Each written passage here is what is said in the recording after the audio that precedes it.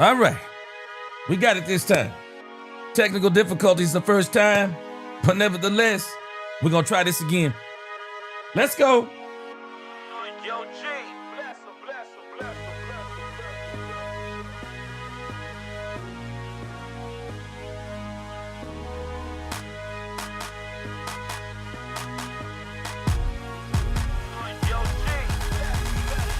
Well. Cowboy fans, Cowboy haters alike, I'm the G. I'm the host of Let's Talk Cowboys, where we talk facts. And if you like this video, don't forget to like, share, subscribe, hit that notification bell so you know the next time we post another video or go live. And yes, we are live. And if you haven't become a channel member or subscriber yet, please do. We have a lot of great things coming in the future. Now let's go.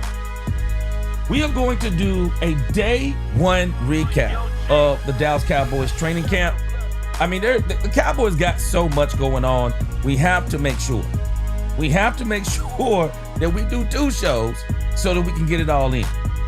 And so let's go over what we said the show was going to be about before. Some of you had already tuned in, and for those of you who did not tune in, let's go. This is what our show is going to be comprised of today. So we're going to look at the Trayvon Diggs, Micah Parsons video again. Like I said, we're going to do the George Pickens video, and I forgot to put Miles Sanders on there, but we're going to watch that too. We're going to talk some more about the Oso Diggy Zua story from yesterday. I think this is huge news. We're going to look at the Broaddus recap on 105.3 The Fan, and then we're going to listen to Adam Schefter also on 105.3 The Fan, talking about the Micah Parsons drama, which really, to me, it is nothing but absolute drama. And I don't even understand why. I don't even understand Micah Parsons' reaction to a lot of this stuff going on. But hey, it is what it is. I guess it's par for the show. Par for the show. So let's go. Let's get into this thing with Micah Parsons and Trayvon Diggs. Video to me is very, very interesting. Micah Parsons says some things, and I'm just kind of like, I don't understand why he's even addressing this stuff, knowing full well he's going to get paid. Micah Parsons is going to get paid. I have not yet figured out, and I guess it's just a part of the drama. I have yet to figure out why Micah Parsons is even wasting his time on this. And I'm really confused at why so many, I'm not confused.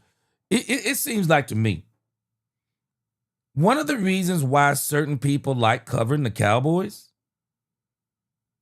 it seems to me a part of that is people seem to love the drama of the Dallas Cowboys.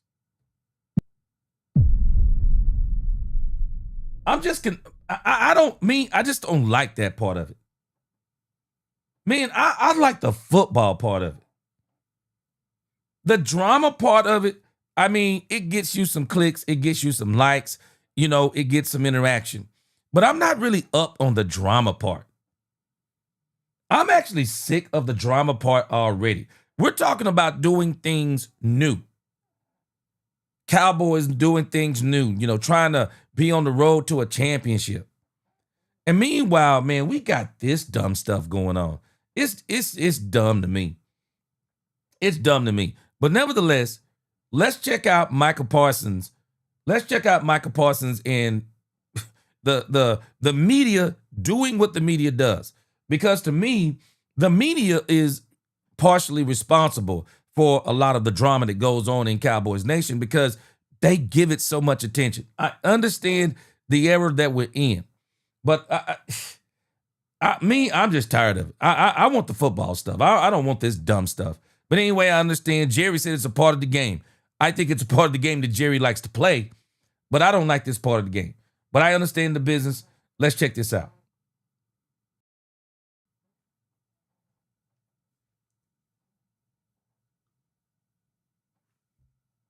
For my teammates, you know, I'm not here to please another grown man.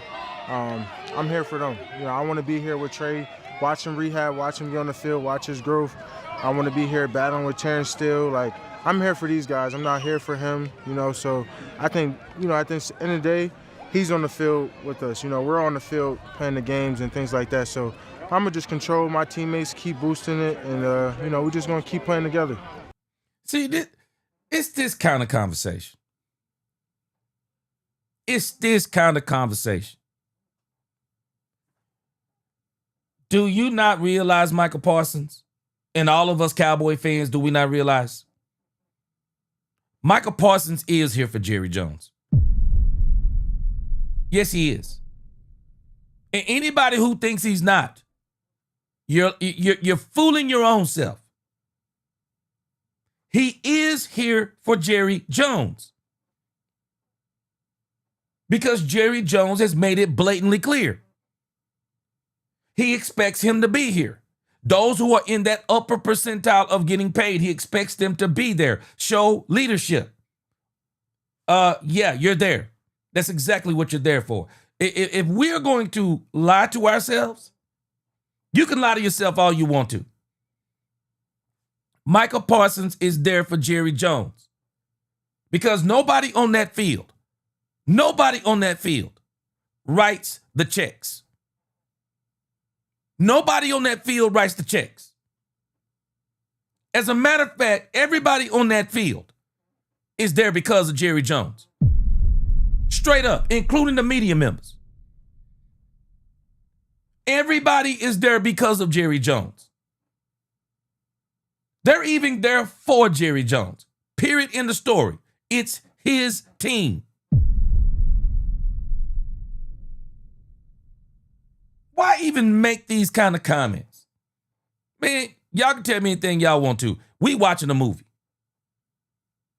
This is nothing but a movie. That's all it is. It's a movie. This is the same man that was calling Jerry Jones his uncle. Same man. This is why you should take the page out of Dak Prescott's book. Don't be calling Jerry Jones when it's your contract year. Don't be hanging out with Jerry Jones.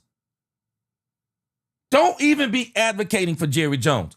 Don't be talking bad about Jerry Jones, but don't be advocating for Jerry Jones.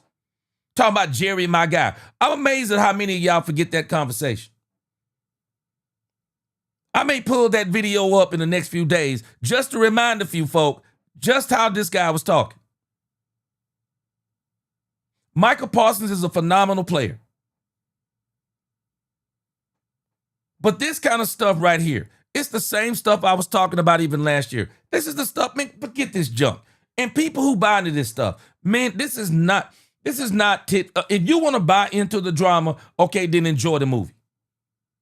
Man, I'm thinking about championships. I don't care nothing about this junk. It's crazy to me. It's crazy to me, some of the stuff that this man is saying. If you're here for the players, well, what has happened all the other voluntary camps that you haven't been in over the last few seasons? Micah hasn't been in all the voluntary camps. He's been at it's amazing he was at some of the voluntary stuff this year because that wasn't his MO before. All this talk is counterproductive.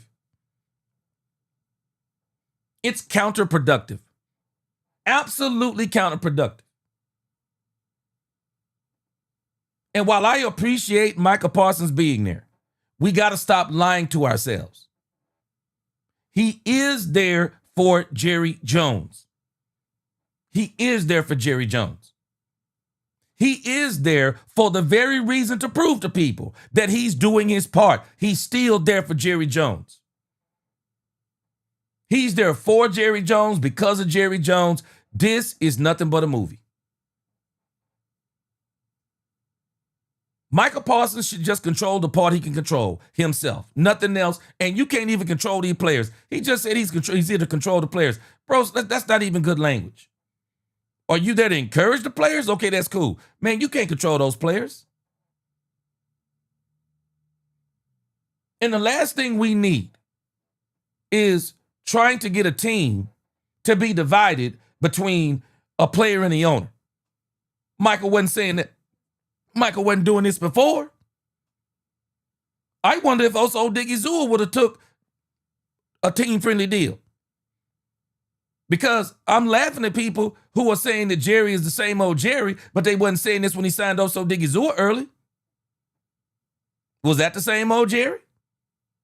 Signed Oso Diggy Zua early? Nobody tripping. We get to Micah Parsons. Oh, all of a sudden, same old Jerry. I actually don't think this is the same old Jerry. I think we're watching a pissed off Jerry.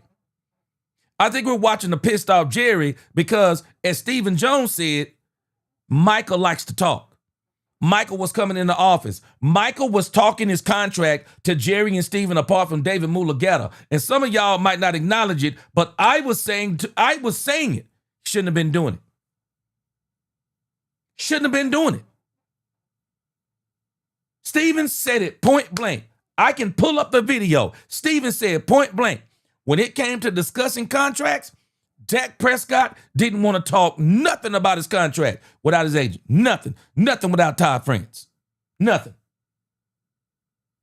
What was Michael doing? Stephen was saying it, talking about his contract without David Mulugeta. Him and Jerry come to an agreement, I believe. And then here come David Mulugeta. All of a sudden, Michael tells David Mulugeta. David Mulugeta says, no, I want this, and I want this, and I want this. And that's why Jerry is pissed off. You don't believe me? Why do you think Jerry won't say David Mulugeta's name? It makes perfect sense. We don't want to give Micah his ownership of this dumbness. Jerry signed Oso Diggy Zua, no problem. Jerry even talked about this. Jerry said the players who have gotten some of the biggest contracts out of him are those who have made deals with him. Jerry said he talks to the principal. Stephen talks to the agents. Who's the principal? Micah Parsons. Micah can say anything he wants to. I'm not blaming him for all of this, but he's a part of this. Because unlike Dak Prescott, because Dak Prescott was not behind closed doors last year trying to work a deal out with Jerry. But he was. And now he mad at Jerry. Now, nobody else is going to admit this, and people are going to be mad at me for saying it.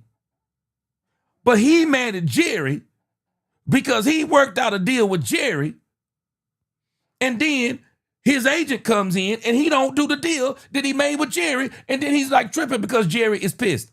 What would you do? Now, me, I don't think Jerry should have ever been talking to him without his agent. But we have to understand something, as one of my subscribers told me. Do we not understand it's actually Jerry's job to get Michael as cheap as he can get him? It's actually Jerry's job to do that. Get Michael Parsons as cheap as you can get him. But I don't think Jerry is necessarily trying to do that. The money isn't a problem with Jerry. I don't think the money is a problem. I think the problem is that him and Michael had a deal in principle, showed it to David Mulugeta, and David Mulugeta said no, and Jerry is pissed. And Michael won't own up to his part. But any of us, if we got half a brain, we heard the way this man was talking in November. And it's a 180. It's a total 180 for what he was saying back then. Total 180. Last question for you guys. Energy is a word we're using a lot out here. Do you guys... Love the atmosphere. Everyone's competing. Everyone's happy. Everyone's in a good mood. Everyone's smiling. And we're ready to get this show on the road. And you want to be here? Of course. Of course I do. Yeah. This part of the conversation is strange to me, too. We're watching the movie. This is why this part right here, is just, I hope this is the last day they deal with this. No more of this. Jerry Jones and Stephen Jones ethered Trayvon Diggs. Ethered him. And now he's saying he wants to be here. Okay. Obviously, this is a movie because you didn't take none of that personal. But looking at his contract, based on his performance and his injuries, I still say Diggs done. I still say Diggs is done. Diggs is done last season for Diggs. Cowboys going to let him play because they got money tied up in him. This is the last year of the guaranteed money. Cowboys are done with Diggs after this season. If everybody advocating for Diggs, you don't even know what he's going to look like. He didn't look good last year when he came off injury. He did not look good coming off injury last year. Did he have a game or two where he flashed? He didn't look like Diggs. And that's what the Cowboys are paying for. And that's what we all want to see. We all want to see pre-contract, pre-injury Diggs. Because everything after the contract, it has not been good. It has not been good. And he says he wants to be here. And he might be just saying that because just to be saying it. And I guess what do we expect him to say if she say, do you want to be here? No. I mean, do we expect him to say no? Jerry ethered this man, set him on flames, set him on fire. And he's saying he wants to be here. I'm just wondering. I'm wondering. And this whole situation is crazy. And as much as he wants to be here, my question is, but do the Cowboys want him here? And in particular, do Jerry and Steven want him here? Because I can tell you this, his contract, it's not saying, I don't think it's saying that. I really don't think it's saying that. And I think the Cowboys are probably in a different headspace with Trayvon Diggs than where Trayvon Diggs is with the Cowboys. All right, let me get a few in here. Like I said, I went off earlier, so let me see who's in the chat. Chad Robinson in the chat. What's going on with you on your way in? Yes, sir. He said hit that like button on your way in. Pure Gaming, what up with you? DK, Jerry making it a movie. Parsons should have been done last year. DK, me and Poopy D said the same thing. Hey, DK, the moment he would have said, I don't have to be the highest paid player, DK, I'd have been, I'm telling you, he'd have said it on the Wednesday. I'd had it done on a Friday. I'd had it done on a Friday. Alfredo, man, while we still on Micah drama, everyone in the grandmother knows Micah's getting paid. Alfredo, I'm 100% with you. This is why I'm shocked that Micah is even having this type of conversation. It don't even make sense to have this kind of conversation. DK, correct. Dak looking out for his fraternity quarterback brothers. Hey, it don't even make sense, man, why he's having this conversation. Alfredo said no one said same old Jerry when he traded for Pickens. Say it again, Alfredo. Alfredo, isn't it amazing? I'm telling you about some of the Dallas Cowboy quote unquote fans. They're always looking for the negative. Some of us have become just like the media members. I'm starting to wonder if the people around the Cowboys, media members, content creators, I'm starting to wonder, do many of us like the negative stuff? Because that's what draws the attention. That's what gets the clicks, the likes. That's what gets the paychecks, the money. Because people are always, it's amazing to me how people are always so negative about this team. The very people who claim to be the best Dallas Cowboy fans. Man, I've been a Cowboy fan for life. But if you listen to their talk, why is everything negative? Why do they seem to be drawn to the negativity? Alfredo, you said it exactly right. I said the same thing yesterday. This same Jerry Jones is the same one that was instrumental in bringing in George Pickens. That same Jerry Jones. That same Jerry Jones who has been responsible for as many people who say, no, it's Jerry on his own. Okay, you going to give Jerry credit for the great offseason the Cowboys have had then? Because I'm telling you, Jerry has done a great job of putting depth on this team, did a great job in the draft. did a great job trading for George Pickens, still looking for talent. I got a strange feeling we're going to get a one tech in here before it's all said and done. Tell me what you want to about Jerry Jones. But you can't tell me it's the same old Jerry Jones when he's doing all this other stuff, but now you want to put that stuff under the rug because of this issue with Micah Parsons. Can you give Micah Parsons some blame too? Because I'm telling you, Micah and Jerry, I believe they had a deal. And this is why Jerry is pissed. This is not the same old Jerry. This isn't the same Jerry that was dealing with Dak Prescott, because there is no way Dak Prescott was ever talking to Jerry about anything behind closed doors on a deal. Nobody wants to give Micah responsibility for doing what he did. This man actually discussed his contract without his agent. And I was one of the main people saying that's dumb. This isn't the same old Jerry. This is a result, and I believe Jerry feels like he's been betrayed by Micah Parsons.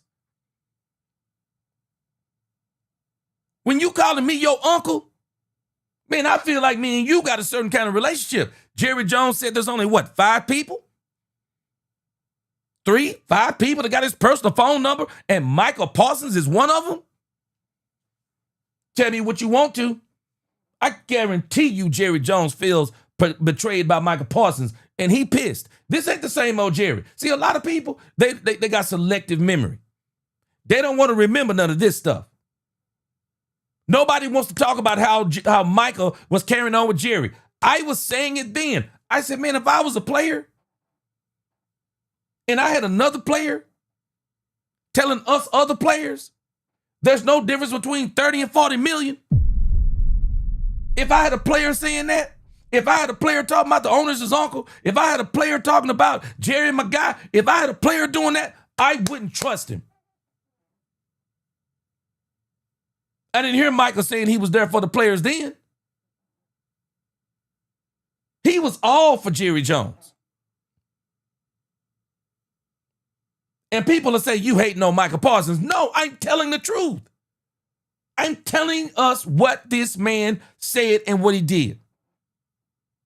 And I'm telling us, you would be pissed too. You would be ticked off too. Jerry couldn't be ticked off if Michael wasn't talking to him personally.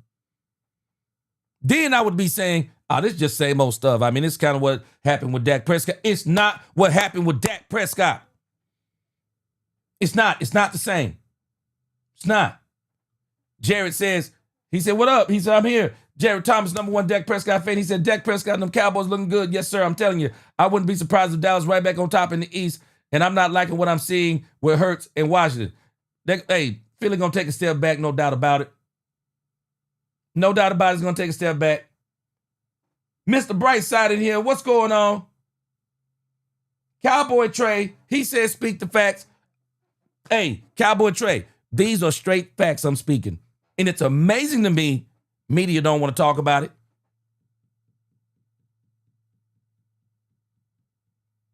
I'm seeing people on X. Oh, I'm all for the players. I'm all for Michael. Man, this ain't even about all that. This is about this team and this franchise going to a championship. Man, Michael Parsons can't do this by himself.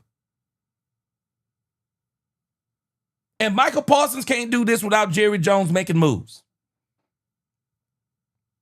The stuff that he's saying, there is no point in saying this stuff. It's stupid. And that's why I said we're watching a movie. All we're watching is a movie. This man know full well he gonna get paid. It's a movie. Jamal Ism, what's up? He said, I have so many arguments with my Cowboy friends because I'm not negative. It's always Jerry needs to be fired and that great talent around him. Now it's both. Brainwashed. Psh, man, I'm telling you. Let me tell you something. Appreciate you, Jamal Ism, for that $9.99 super chat.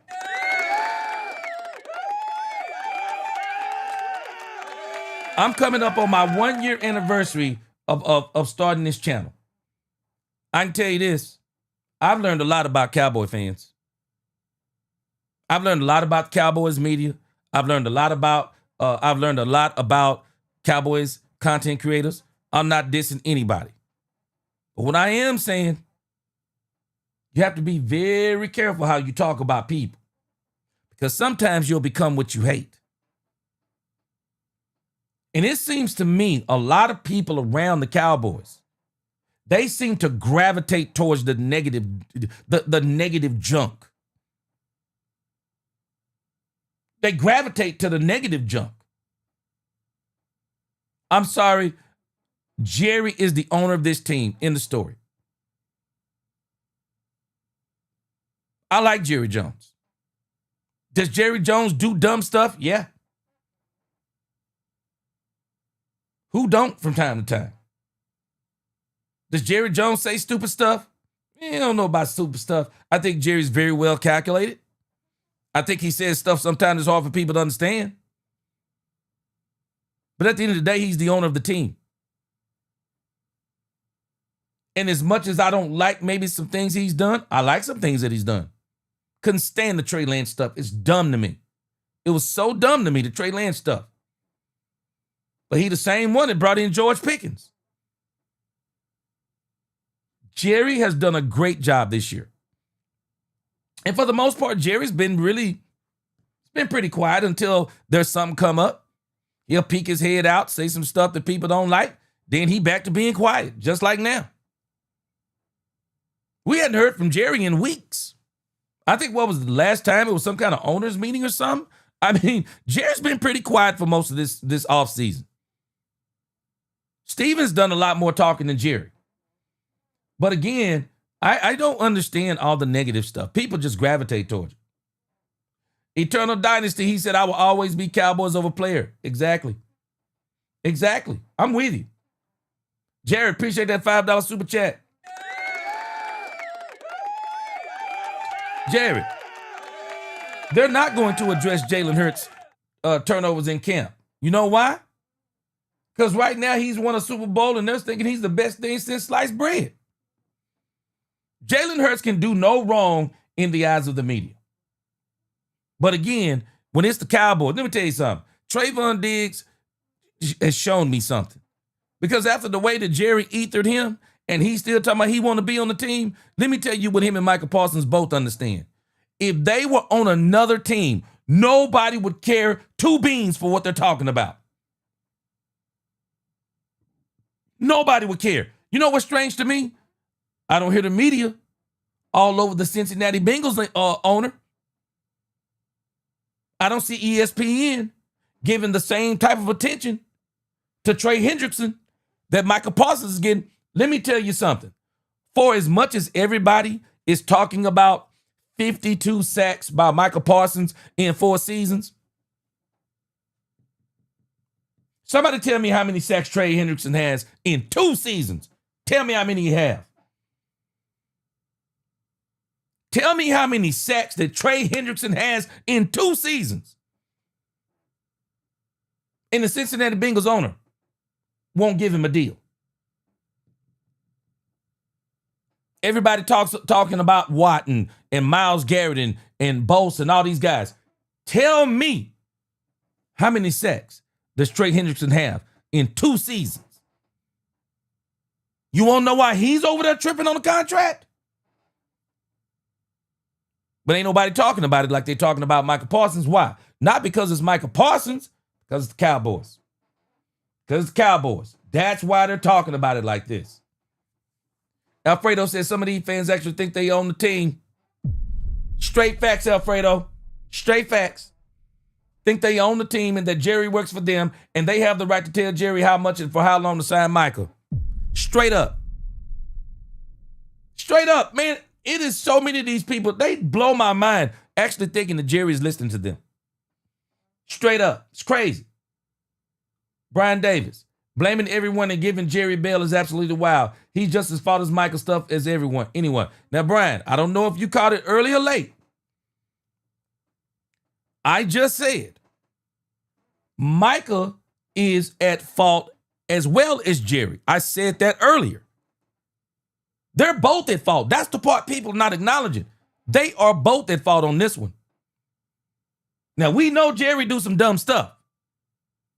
But on this one, this ain't Dak Prescott. This ain't the Dak Prescott conversation. Dak Prescott was not calling Jerry his uncle, his man, got his personal phone number, talking to him behind closed doors about his contract, talking about there's no difference between 30 and 40 million, talking about he don't have to be the highest paid player. He want players around him. Dak ain't never said none of that stuff. Micah was saying all that. Jerry is pissed at Michael because I'm telling you, him and Michael had a deal. Shame on Jerry for trying to do a deal without Brian Davis. I've been saying all this. Shame on Jerry for trying to do a deal with Michael without his agent because he knows that's not how it goes. I was the one who was saying I was mad at Michael Parsons for talking about his contract in a court of public opinion without his agent. I didn't see nobody else making those videos. I made that video, Brian Davis. I was the one who was saying that. Nobody's saying this is all Michael's fault. I don't know. Maybe you caught a wrong statement. No, Michael is a part of this. And that's why I'm laughing at some of the stuff that he's saying. It's crazy. Some of the stuff he's saying is crazy. He acting like he Dak Prescott. No, you ain't Dak Prescott. You got Jerry's number. You was calling Jerry on the phone. You was going into the office. You were talking about your contract. He knows full well he was. Jerry is a different type of pissed off right now. Jerry wasn't even pissed off. Jerry wasn't even mad at Dak Prescott. Jerry was just trying to crush. Jerry was just trying to. It was more negotiating with Dak Prescott. This thing with Micah Parsons, this is different. This is different. And Jerry's taking this personal. Let's get some more of this interview in. Hold on a second. Alfredo says, people don't realize this, but Jerry had a major part in the biggest trade in Cowboys history, the Walker trade, because he had to say no. Because had he said no to trading Walker, or had Jerry not agreed to pay Walker? Straight up facts again. The same people who hating Jerry, when you going to give him credit for George Pickens? When you going to give him credit for hiring Brian Schottenheimer? When you going to give him credit for hiring the coaches that he hired? When are you going to give him credit for what he did in the offseason with the free agents, with the trades? When are you going to give him credit for being a part of the draft? When are you going to give him credit for George Pickens? Oh, hold on. Throw all that in the trash. Jerry's stupid. Jerry crazy because he hadn't signed Micah Parsons. Okay. I'll let us do it. No problem, Brian Davis. C-Base. Yep, I'm telling us. I'm just telling us the truth. Cowboy Trey. Dak always kept it business. Jerry hated that. Now, Michael was doing something that he shouldn't have been doing. Michael wasn't keeping it business. And I was complaining like crazy. I'm like, wait a minute. This dude shouldn't be doing this. Because I was like, if I was his agent, I would have called him that night. Man, I'd have interrupted him on the car. Hey, bro, you need to be quiet. Michael even said, yeah, David gonna be mad. Now it's strange. Jerry mad. Goes to Mike McCarthy said Jerry is becoming the modern day Al Davis if he thinks he can sit down and work out a deal with one of his star players without his agent present. Straight up facts goes to Mike McCarthy. It's a delusional way of doing things in today's NFL. Shame on Jerry. That's why I said before. Shame on Jerry. Shame on Jerry for doing this dumb stuff. But again, hey, Michael fooled him. He thought because Michael was calling him his uncle, saying he's his guy, advocating him. Do y'all remember? Michael Parsons was actually telling media members, hey, don't talk about Jerry Jones. What? Wait a minute. Michael Parsons said don't talk. He was saying all this stuff, man. Now he out here talking about, yeah, man, I ain't here for Jerry. Yes, you are. Yeah, yes, you are. You're there for Jerry so you can say exactly what you said in this press conference. To say you're not here for Jerry. That's how I know you're here for Jerry. That's how I know you're here for Jerry. Let me read a couple of more comments, then I'm gonna get this thing going again. Hey, Joe, what's up, nation? Watching from Italy. Yes, sir. Shout out to you. Appreciate you. Freddie says, what up, G? It's been a while. Listen, I like everything. And Micah talking too much. Man, Freddie said again. He said, hell, mess around and get traded. Man, Freddie said, mess around and get traded to the Jets. I don't think he's going to get traded. I don't think he's going to get traded because it would be the same reaction to old boy up there, Nico, trading Luka Doncic. But I can tell you this. Jerry's putting himself in a situation that if he want to play hardball with Micah Parsons, he can. I think Jerry going to probably let him sweat another 2 weeks. I wouldn't be surprised if he signed today. But I'm also not going to be surprised if Jerry makes him sweat. I mean, man, he signed Dak today of playing the Cleveland Browns. Jerry might make him sweat that low, especially with him talking all the noise he talking now. Man, I'm telling you, I'm just going to be quiet if it's me, bro. It don't make sense to do all the talking if it's me. Jamal Ism, he said, they always say Jerry's in the way, but he ain't never thrown a pick.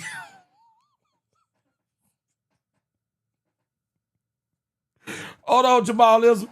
Hold on, appreciate that super chat. Hey, Jamal Ism, he dropped the ball.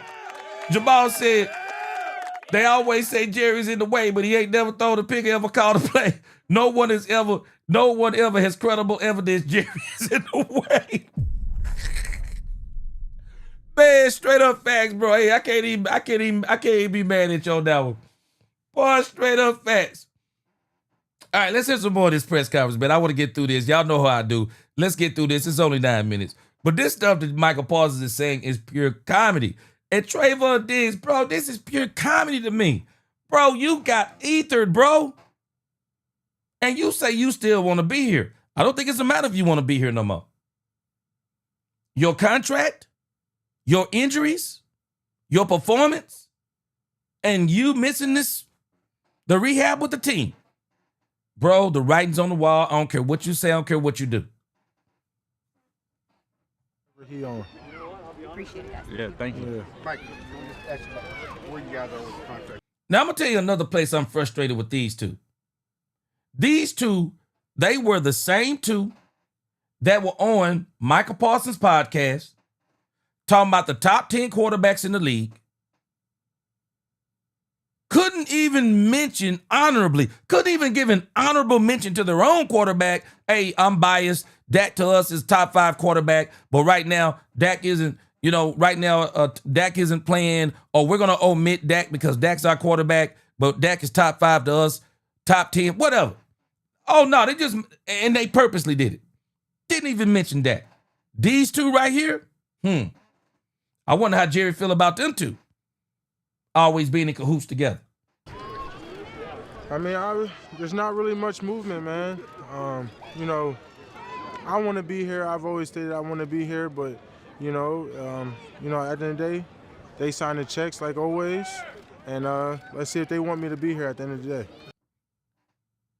Micah Parsons, stop this nonsense, bro. You know doggone well Jerry Jones wants you here. Y'all, I'm telling y'all, we're just watching the movie. This is all drama, man. If there is one player I know Jerry wants here, it's Micah Parsons. This is just drama. Does this help you being out here, being here for your teammates? Do you think this help get the contract done? What if one easy-to-use training aid could fix nearly everything wrong? Nothing but pure drama. Nah, I think they got their own timeline of when they want to get things done. At any given time, they could get things done, so I don't think that helps. I just think I'm doing this for myself and my teammates. Like I said, this isn't for Jerry. This isn't for Steven.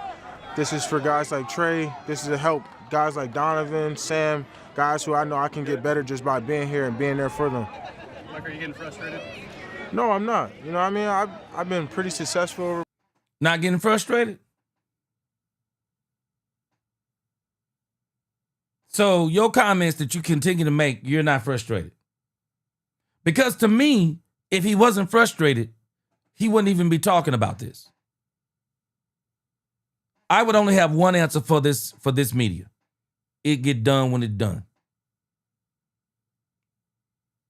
It will get done when it's done. That's my only answer. I'm not giving my opinion on what Jerry is saying, what Jerry is thinking. I'm not giving my opinion on none of that. It get done when it's done. Let's talk football. This is what the media did when they got the opportunity to interview Brian Schottenheimer. All they did was talk about Micah contract. I don't think there's anybody who thinks that Micah isn't going to get signed. I do not understand the conversation. Sometimes, man, you just gotta admit when you say you're not frustrated, but you are. Because if you were not, you would not be saying this stuff. My last course of these last couple of years, so I'm gonna just let God do His work. When do you anticipate doing more than what you've done today? When do you anticipate doing more than you've done today? Whenever my body feels at its best. Hey, you know what? Pretty convenient, don't y'all think? Pretty convenient that Micah Parsons got back trouble. I'm just saying, it's just pretty convenient. You're not technically holding in. You're going to do some. You're going to participate fully in camp at some point. Yeah, whenever my body's fully operating the way that we needed to, and things like that. Okay. I wonder if that contract was signed yesterday, would he be out there in pads and out there running around? We're gonna hit the tubs. You're not worried about injury risk contract-wise if you go out here and do something without having. I mean, if that's the case, I wouldn't be here right now. You know what I mean? I can't, like I said, I care about my teammates. They need to see me out here putting in the work. Not at home. I did that for the last 4 or 5 months. So they need to see me out here with H, Britt, whatever I need to do to make sure I'm at 100%. So that way, week 1, I can play. Why is your body not at your best right now? Just an injury that I just feel like is bothering me. Something that I feel like is going to hold me back. So I just need to rehab. You think you had your back tighten up a little bit? Is it the same thing now? Yeah, back tightness. Yeah, back tightness. You mean the contract not signed? Yeah, I got you, Michael. This stuff is no big deal to me. I can totally understand. You don't want to be running around out there. You mess around in a freak accident, you tear a knee, something happens, your value goes way down. I totally get it. But let's just say it for what it is. Hey, man, until we get this signed on the dotted line, I will not be doing anything active. I will not be. Walkthroughs, maybe. Anything more than a walkthrough, I will not be doing it. I have no problem with that. I understand it. Because if Micah gets hurt, the value is done. A quarterback gets hurt, he still got a lot of value. I understand this part. No big deal. He was doing squats. And heavy squats. Heavy squats. Any other players in the league that you reached out to, that similar situation, that have offered you some advice throughout all this? No, everyone, like I said, everyone got a different story. There's some teams where guys like Max, he's like, man, they knew I was coming up and they just want to take care of him. And I just say, must be nice, you know what I mean? Is it hard to be patient to try to get a deal? Oh, no, patience is a virtue. You know, I think it's key to patience. I think life is all about patience. Now, this is why I keep disputing it. Because if you truly would have patience, you actually wouldn't be even entertaining this. The deal gets done when it's done. I'm not going to say anything negative about Jerry. I'm not going to say anything negative about anybody. The deal gets done when it's done. I'm good. You could kill all this discussion. I'm good. Done. It gets done when it's done. Because if I'm here from my team, let's talk about my team. I don't want to talk to anymore about contracts, guys. Enough talk about contracts. The deal gets done when it's done. That's where I would have been. When it's your turn, when it's your opportunity, then you maximize it. You always helped him when he's doing the rehab. Are you helping him with the contract because you got yours a little early? Yeah, of course. You know, telling him to stay patient.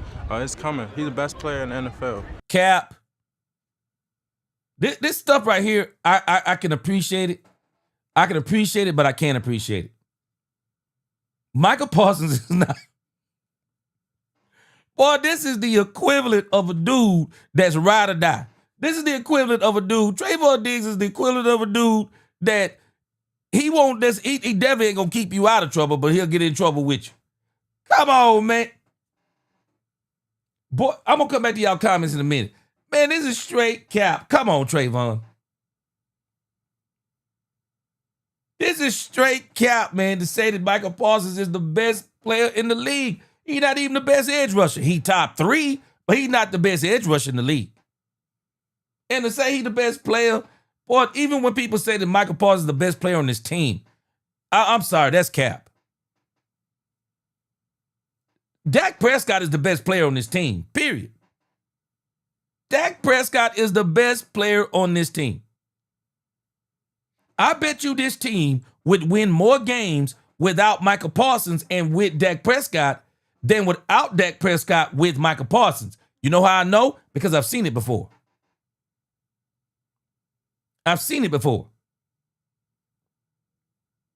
All the stats show this team is way better with Dak Prescott healthy.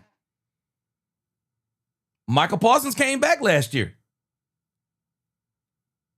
You can only do so much as an edge rusher. You're never as important as the quarterback.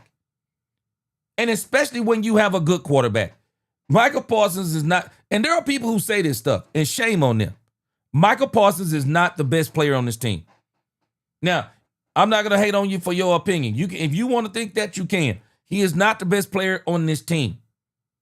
And the reason why I say this is because, again, we can win more games with Micah not on the field and Dak on the field than we can with Micah on the field and Dak not on the field.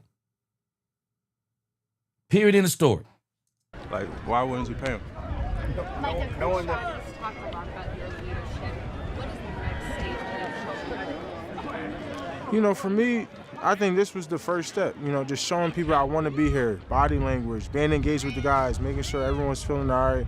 And then obviously the next step will be on the field, showing them how it looks like when it's done, showing what it's like to play at a really high level. And we're going to get there. We're going to keep taking advantage. Like I really meant it. This offseason is my turn. This is my turn to lead this defense, and I plan on taking full advantage of that. If you're a man over 30 who makes at least $150,000 a year, I can appreciate that part. Take your shirt off at the pool. You're number one. That party that knows that whenever you get it done, you will be the highest paid non-quarterback. Yeah, I feel like, you know, I'm the best at what I do. You know what I mean? You can.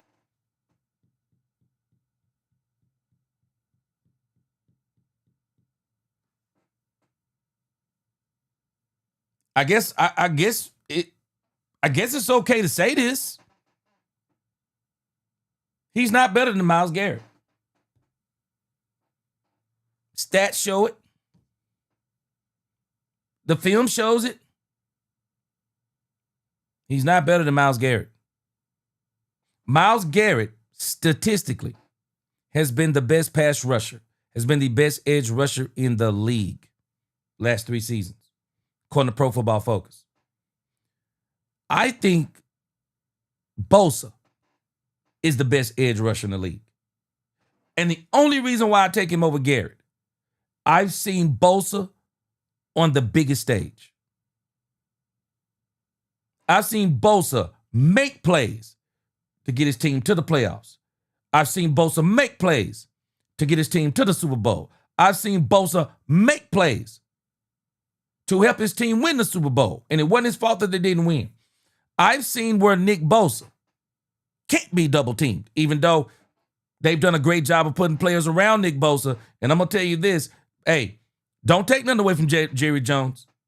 Jerry Jones has fixed it to where Micah Parsons will probably never be able to be. If he is double teamed, team's going to pay the price now.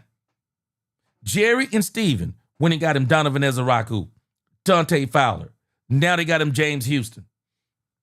Sam Williams is still on the team. When he got him Peyton Turner.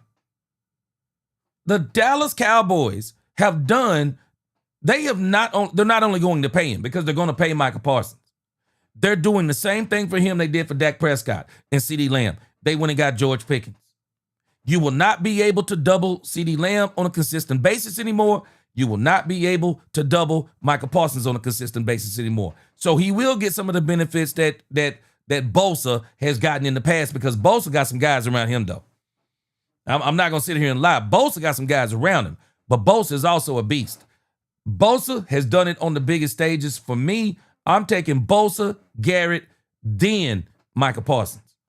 But I guess what else is he supposed to say, even though he didn't ask him if he was the best player in the league? But hey, this next statement, just listen to it. This sounds like something that you would say in a negotiation. Pay attention. I noticed this when I heard it this morning. I said, this is a negotiation statement. When you say I'm the best at what I do, that's a negotiation statement. Now, the film don't show it. The numbers don't show it. 52 sacks in 4 seasons is great. But again, man, how many do we think Trey Hendrickson has? 34 in 2 seasons? He's got more than half the number that Michael's gotten in 4. I'm just saying all that to say, saying you're the best at what you do, yeah, that's good you say that. But that is not a true statement. Argue whoever, but stats, numbers don't lie. The negotiation statement. Watch this. He gonna make another negotiation statement. Consistency's there, and the availability's there. Why do you think he said the availability is there? Because Jerry said in his press conference, but you wasn't there the whole season last year. Negotiation statements. You reached out to Jerry in March. And you guys said, why not reach out to him again and say, hey, let's go and do this? Because like I said, my agent's been reaching out. As at one point, another grown man has to be willing to reach out. Negotiation statement. Now he's telling us something that we didn't necessarily know. That his agent has reached out to Jerry Jones. Jerry ain't trying to talk to David Mulughetto right now. He's just not. As itself, you know what I mean? Like, communication works both ways. They reached out, so that needs to happen too. So he went from calling Jerry Jones his uncle, his man, his guy. Now he's calling him a grown man. Okay, I got you, Mike. I want to do it on their part. David reached out to the Joneses? Yeah, for sure. David, I mean, not the Joneses, but Adam, whoever the little in-betweener is, you know how they do it. You feel like the Cowboys want to get a deal done? I mean, honestly, for me, it really don't matter. Like I said, I've been pretty consistent. If they don't want me here, then they don't want me here. I'll go about my business. I understand the nature of the business. Like I said, as long as I'm here and under contract, I'm going to do what I have to do to perform at the highest level. But if this is the end, this is the end. There's the same way that Jerry Jones and Stephen Jones and the other Jerry Jones take care of their family, it's the same way I need to take care of my family. You know what I mean? I got my own 3 kids of my own, so we all need to take care of our own family at the end of the day. These statements. How do you say you're not frustrated?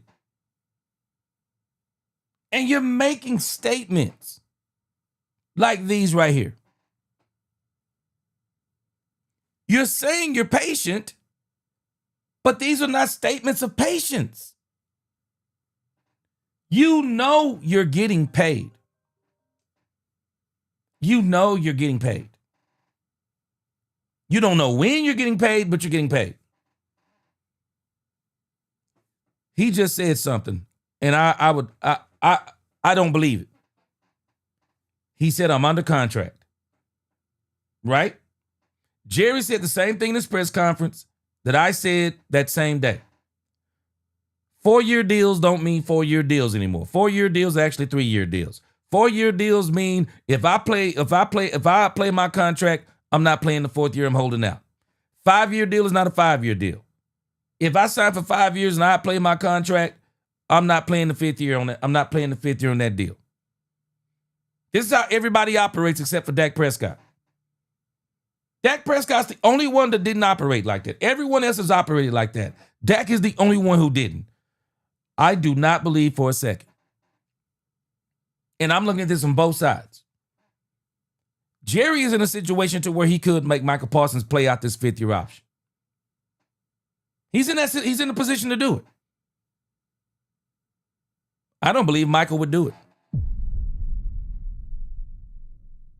I don't believe Micah Parsons would play out a 5th year option. I don't believe he'd play on it.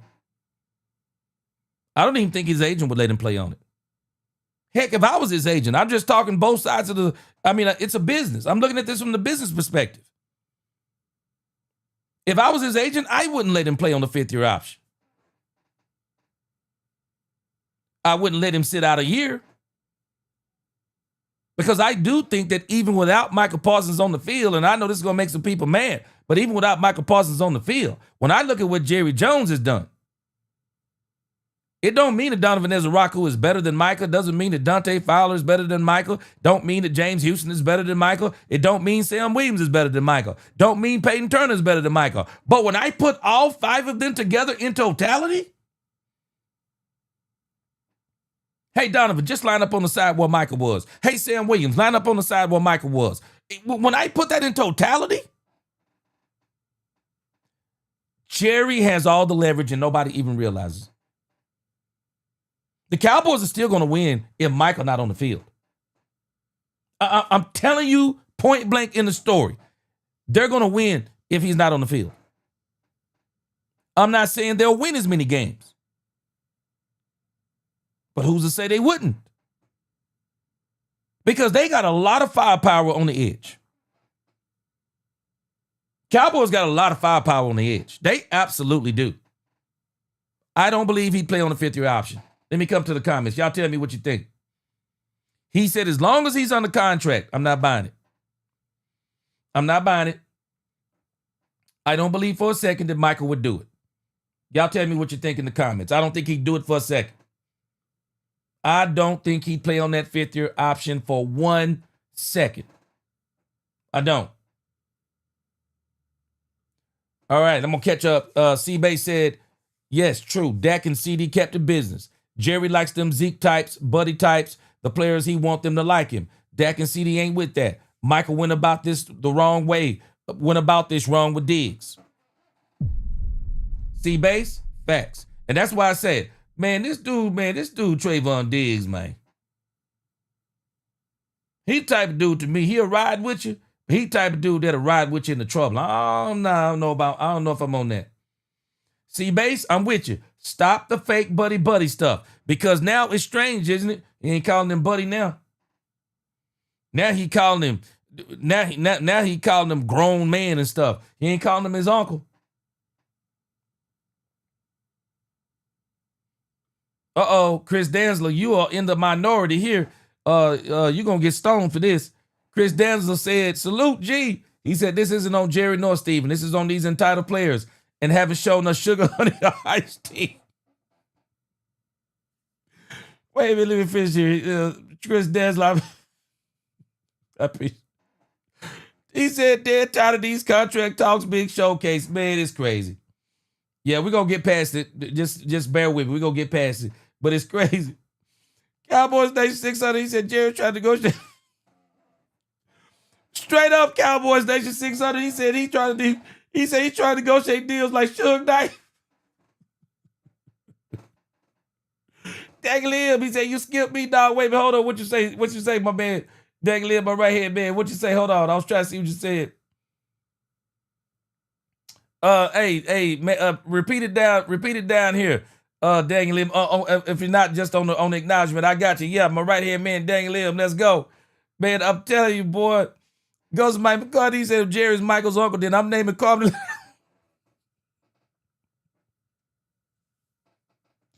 Goes to Mike McCarthy. Said I'm naming Carmen Electra's my long time aunt.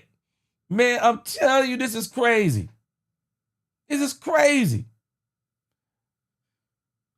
Cowboy Trey, he said, guess who else share the same agent as Michael? Now, I know a lot of these Cowboys players are on Athletes First, and I think George Pickens is on the list too.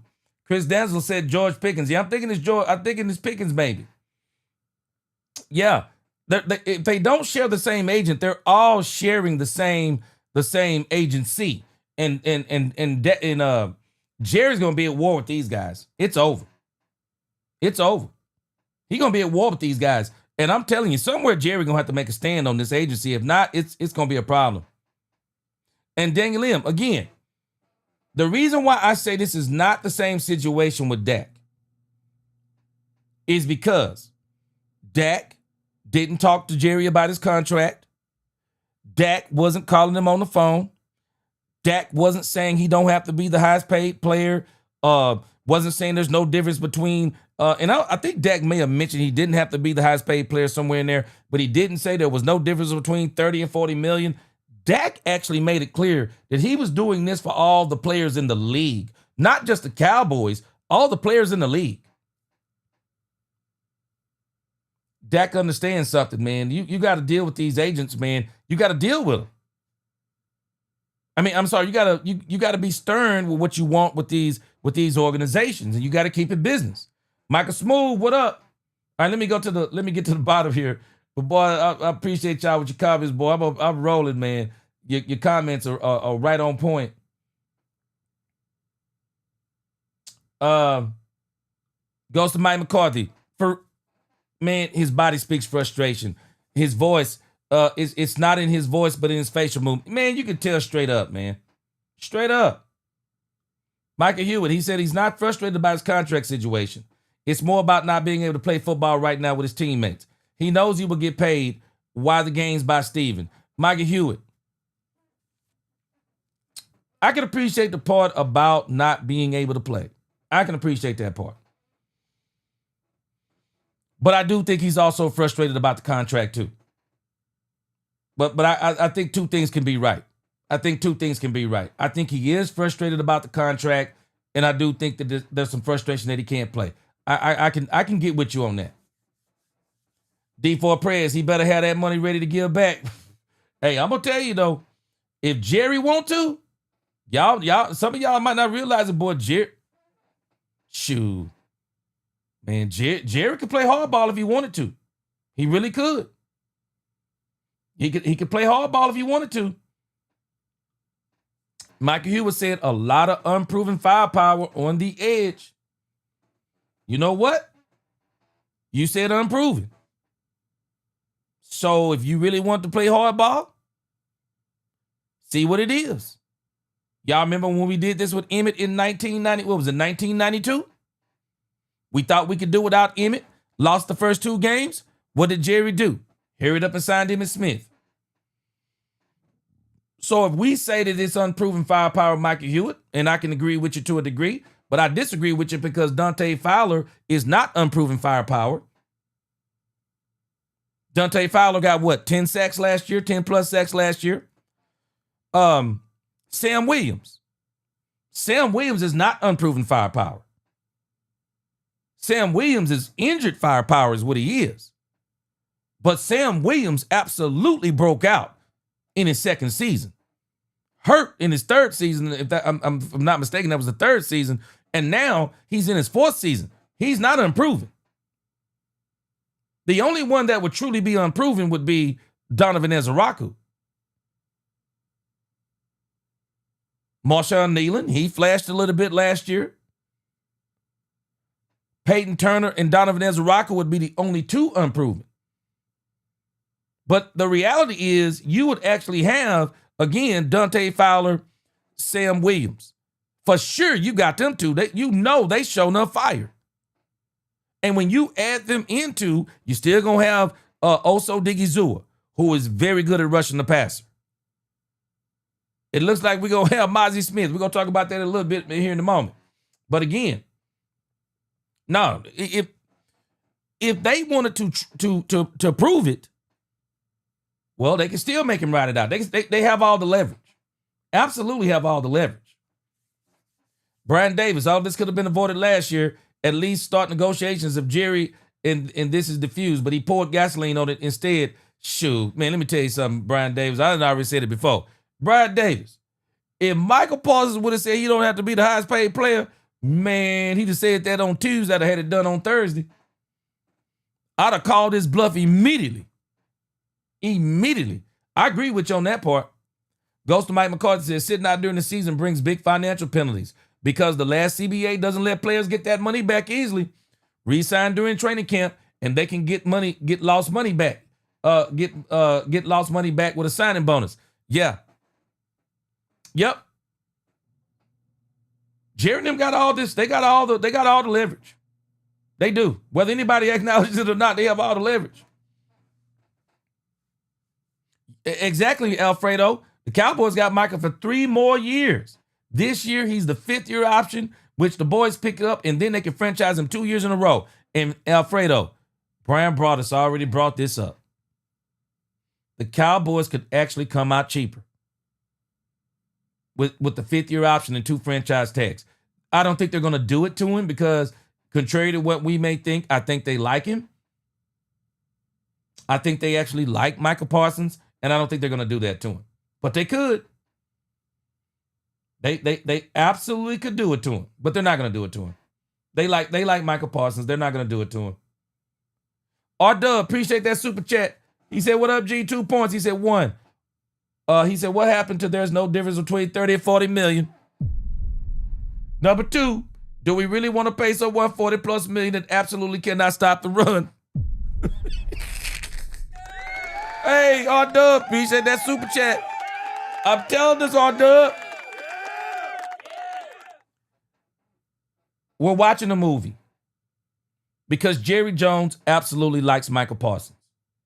And if Jerry really wanted to do Micah Parsons wrong, people don't understand. He absolutely could. I don't think he's going to do it. I think only thing Jerry's telling us is that Jerry is absolutely ticked off about this thing with his agent because he thought he had a deal with Micah. Uh-oh, Jason Jackson, he said he's only producing against below average teams like the Giants, the Panthers, and other sorry teams, so I wouldn't overpay him but trade him to the highest bidding team. Hey, Jason Jackson, I ain't saying trade Micah Parsons, but I can tell you this. Colin Cowherd got my spidey senses tingling. Colin Cowherd said he's got the majority of the sacks against a sorry Washington team, a sorry Giants team, and a sorry Panthers team. Man, I went back and did the research. Micah Parsons has more than half. I think almost, if not more than half, almost half his sacks against those 3 teams. I understand it. But the Cowboys are going to pay him. Jerry likes Micah Parsons. Don't let this all get lost in the sauce. Jerry likes Micah Parsons. He's going to pay him. Michael Hewitt, this is a true statement. Michael gets paid whether he's with Dallas or not. So why take a friendly contract like Diggs did? You never know if an injury is right around the corner. Look out for you. I agree with you. But let me tell you this. Let me tell you about Micah Parsons, what he understands. Micah knows he's like Jerry. He's similar to Jerry. Michael Hewitt, if he was with any other team, he wouldn't be getting this coverage. Nobody would care a hill of beans.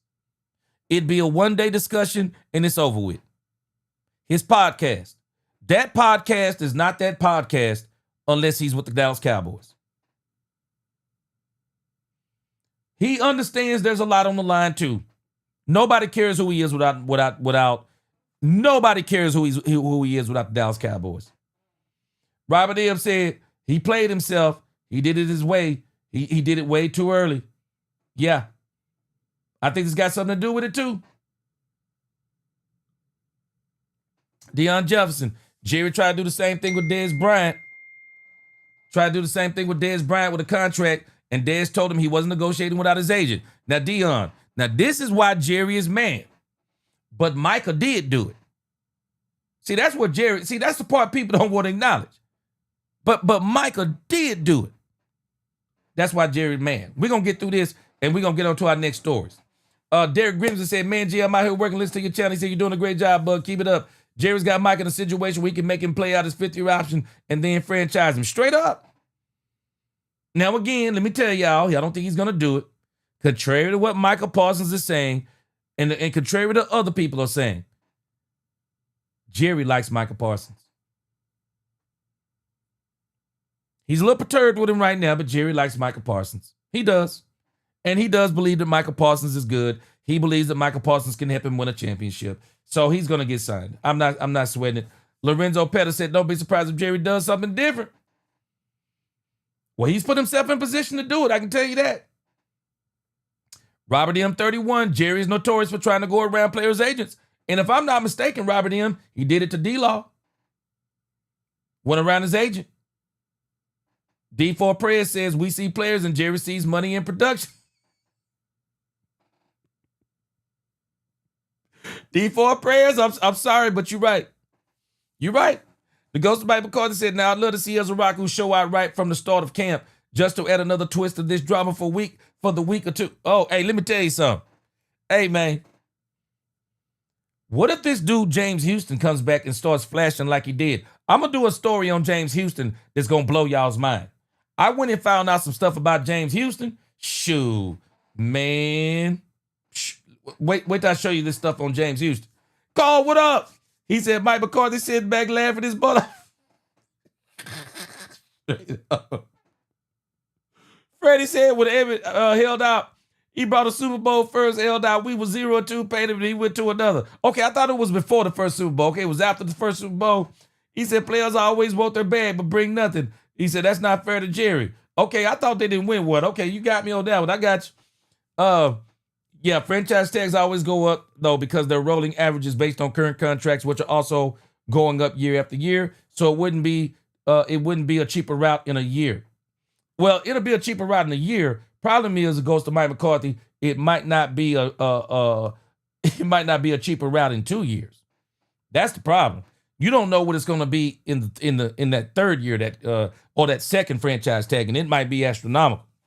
Edward Frazier said, "Trade him, bro. He overrated." He said they ain't going to do it. It ain't his fault because they play him at the wrong position. Edward Frazier, I've said it many times. People don't like it. He's an undersized defensive end. I've said it many times, but you're right. They're not going to do it. Freddie said, if I was Micah, I'd find another agent. Being a Cowboy is Micah's main deal. He may get a bag, but not in Dallas. Hey, straight up. All the residual stuff dead if he goes somewhere else. All that stuff dead. I'm telling you, it's dead if he goes somewhere else. Nobody will care about Micah Parsons if he goes to another team. Alfredo said, you want Micah to give me 2 number ones this year, and he said 2 number ones this year, 2 number ones next year, and a second round pick in 2027. Yes, sir. Yes, sir. I'm with you. Chris Dazzler said, until Micah shows up in the playoff, he's not the best player in the NFL. Yeah, and I'm not definitely giving him that. To say he's the best player in the NFL is crazy talk. All right. Michael Hewitt said, let's keep it real. When is Jerry not signing the contract? Michael Hewitt, that's my point. That's my point. That's why I said this is a movie. That's my point. Jerry is going to sign Micah Parsons, man. This is a movie. Coyote, I'm with you. This is just manufactured drama. It's a movie. They're going to sign him before the season starts. I believe it too. They signed Dak the morning of the Cleveland Browns game. The Cleveland Browns game. I commented on Jay Tuck yesterday. I said the Cowboys are going to sign him at halftime of the Philadelphia Eagles game. Quack said franchising players never a good thing. Never. I don't think they will. They like Micah Parsons, man. Straight up. I'm just telling you they do. This is drama. That's all it is. Done. Freddie said Dak and CD kept their mouth shut last year, got their bag. They didn't do none of this Micah stuff. I agree with you. All right, let's hear the rest of this, and then we're going to move on to stuff that actually is productive. We're going to check out George Pickens. It means a lot. It shows leadership. It shows he wants to be here. You know, he clearly wants to be here. I've been with him ever since he came in. He's worked hard. He's earned everything. He's earned every dollar. He's performed on the field. So it's just, you know, I think, you know, it's time to get him done. Make sure we can keep this thing. I'm sorry, guys. I'm just not feeling this stuff Trayvon Diggs is doing. Micah Parsons a grown man, bro. Micah Parsons a grown man. Let this man speak for his own money, bro. This is crazy to me. I didn't see him and Micah Parsons doing this last year with Dak Prescott deal. I didn't see them doing this with Oso Digizua deal. Man, this is crazy. This stuff right here, I just be honest with you. This stuff right here, I wouldn't want on my team. I wouldn't want this on my team. And I'm telling us, Diggs can say he want to be with the Cowboys all he want to. I don't think Jerry and Steven want Diggs. I don't think they want him no more. And this type of stuff right here would really tick me off. Bro, get on. Don't talk about another man's money. Don't talk about another man's money. Don't nobody need you advocating for this man getting paid. His production is what speaks for itself. We don't need you telling us his production. I don't like this kind of stuff. This dumb to me. Together, and you know, like he said, it's the nature of the business. You never know. So, you know, hopefully we keep everything together, keep everything tight, and you know, continue and try to help this team win a Super Bowl. Your last season, bro. Process on what he should do. One more time. You help counsel Micah on opportunity situation, how he should handle this. I think he's handling the situation really well. I don't think he's doing anything that someone who, wants to be paid. You know, everyone has family. Everyone has, responsibilities. Everyone needs to secure their future. How dumb is this? This dude is sitting here talking about this dude want to take care of his family. Man, many of us take care of our family on less than $22 million in a season. Well, you got $22, $25 million for the fifth-year option, not to mention the money he's already made. Not to mention he's still going to get paid even if he don't be with the Cowboys. Come on, Trayvon. This is stupid stuff. I'm sorry. I just wouldn't want this kind of stuff on my team. These are the same two, I'm telling you, that was on their podcast. You're getting on Micah Parsons' podcast, commenting on football during the season, saying stuff. I mean, just dumb. Y'all tell me what you think in the comments. I don't like this stuff right here. Hey, man, you can ride for me, but ride for me behind closed doors, bro. I'm a grown man. I don't need you talking for me. This is stupid stuff. And you never know what's going to happen, so you don't want to go out there and risk injury or something, and your family is not secure, your family is not taken care of. So, I understand it. I see where he's coming from, and I think he's doing a good job. You know, it's amazing to me that everybody wants a team to take all the risk. And I understand it. I'm on both sides of this argument. But at the same time, it's amazing how everybody wants the team to take all the risk, because I can see why Trayvon Diggs is saying that, because Trayvon Diggs signed a contract and then got hurt. Signed the contract, got hurt, came back early, went off the field again. Oh, he hurt again, right? But he got all that guaranteed money. I get what he's saying. You don't want to step out there without a deal, because I've already said it. I can agree with this part. But the other part of the argument is, but the team needs to take all the risk, right? What was your thought process for working out in Florida in comparison to working out in Texas? Like I said, they do a great job here. I just felt like it was in my best interest to go somewhere else and get the full undivided attention that I needed. Massages and everything, just the whole 9 yards to better my career, further my career, make sure I'm good, make sure I'm ahead of schedule, and I can perform well. Like my ACL, I came back a whole 2 months earlier because of the Came back 2 months early and wasn't right. And I'm laughing at people who are advocating for what he did, and he did it something similar the first time, and he was not right when he came back early. Why come back early to leave early? Why? It's not about coming back early. It's about coming back healthy. That's what it's about, Trayvon Diggs. The work I put in in the off season and off the field, so my work is going to show. Whatever I put into it is going to show on the field. Did you expect the dock and pay? No, I didn't expect that. Didn't expect it, but it's in his contract. Didn't expect it, but it's in his contract. Fire your agent. That kind of. Our patients are patients. I was laughing when he said this hurt his feelings. My feelings, but it's okay. Hopefully, I make it back in his senses. And we gotta understand where he's coming from. His brother just got cleared and he tore his ACL. Maybe came back 6 months, 3-4 months early. Yeah. Over at Alchemy, I went over there with him. They got some of the best recovery. Yeah, he came to check on me. Came to check on me, made sure I was doing what I was supposed.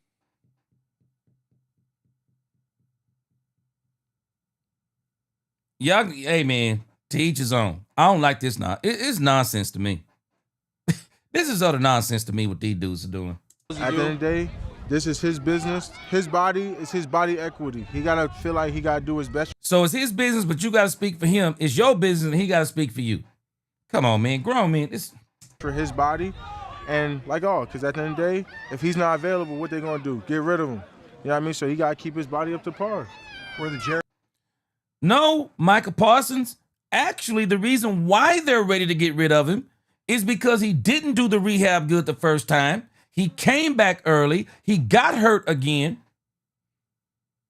So now he's done something different again away from the facility. Chondral bone graft surgery. And nobody knows what he's going to be. But he's still getting guaranteed money. $8.5 million guaranteed. Which I guess now may not be $8.5 million because they took away $0.5 million. No, it's crazy talk. It's absolute crazy talk. This stuff right here, this is not the kind of stuff I would want on my team. These two, to me, they were doing the same stuff last year. They are not saying they don't like the team, because I know they do, but they seem to be for each other in particular. They seem to have each other's best interest in mind, rather than the whole team's best interest in mind at times. Comments hurtful yesterday? I think, I just put it like this. I wouldn't say they were hurtful. I would just say that, like, Everyone has their. we are going to take care, each other. I think overall, like, I want to take care of him in the same way I want to go out there and play for Jerry Jones. It's just how I feel like that's how we should look at each other. Like, we're all here. Like, there is no difference between us. See, this is what you call circular reasoning. Okay, he's not here for Jerry. He's not frustrated. He's patient. But the comments didn't hurt his feelings. But he wants to play for Jerry Jones, and Jerry Jones should also be for him. Let me just sum up Jerry Jones' comments. Unsolicited. Timing maybe wasn't right. But how could you be offended by what Jerry said? All Jerry said is that you can sign a player and it don't mean you're going to still have him. Is that not true? They signed Trayvon Diggs. He's a prime example of it. They signed Trayvon Diggs. What happened? They didn't have him. They signed Dak Prescott last year. They didn't have him. Micah Parsons was under contract. They didn't have him for what? 4.5 games? How could anybody be offended by what Jerry said, when Jerry clearly said he was so proud that Micah Parsons was at training camp? But the media, see, Micah is feeding, and people feed off of the media. J.J. Watt comes out talking about Jerry took a dig at his 2-star players. How did Jerry take a dig by saying what was true? Saying that Dak Prescott didn't finish the season last year after you signed him to the highest paid player in the league. How was that a dig? It's true. You don't think that's disappointing? You're not disappointed if you pay for a Mercedes-Benz and you get it off the lot and it breaks down? 3 months you have this Mercedes-Benz, you paid $100,000 for it, and it breaks down 3 months later. You're not disappointed?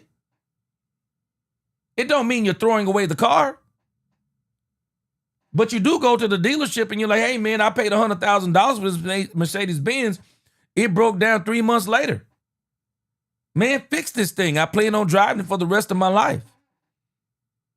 How do you be offended by what Jerry said?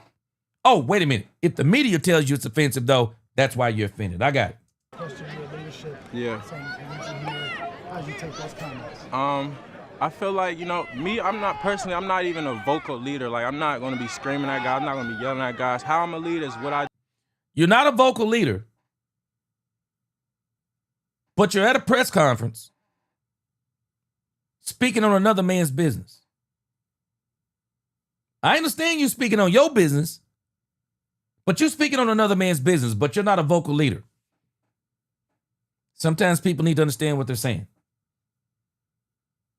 Also, Diggy Zua said he wasn't a vocal leader and went on to say nothing else. I believe him. I believe also Diggy Zua when he says he's not a vocal leader. I believe him.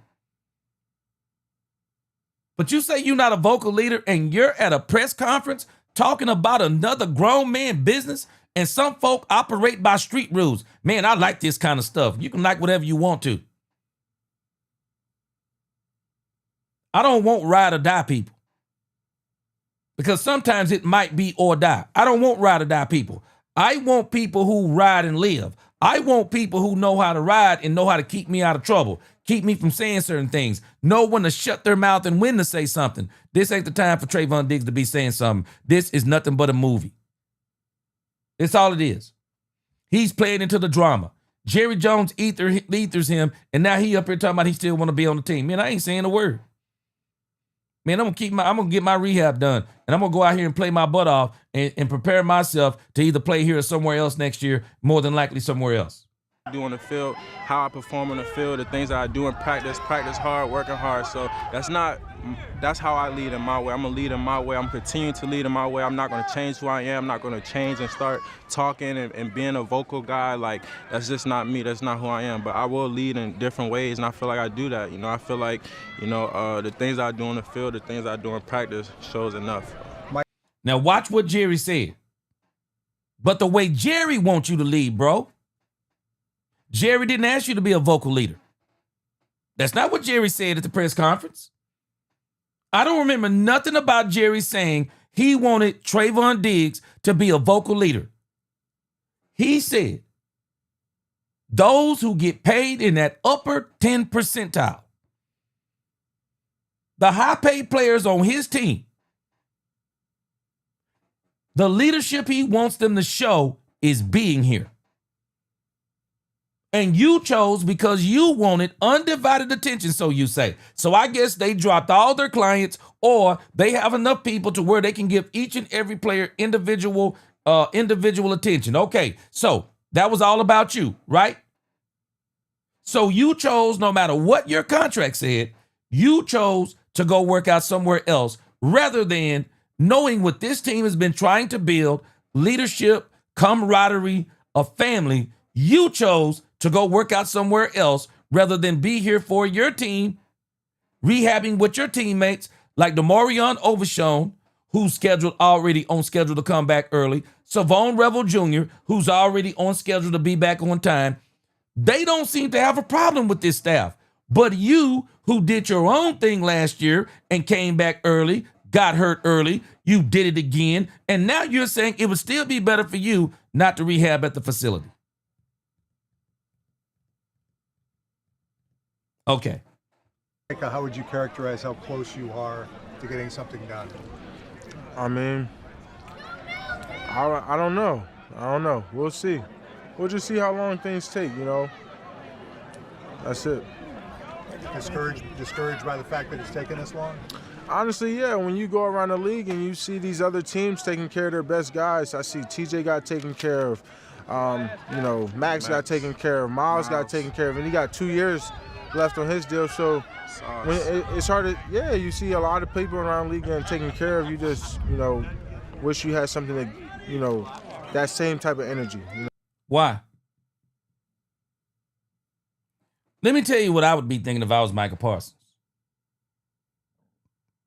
I'm not looking at all those people. I'm looking at the example on my own team.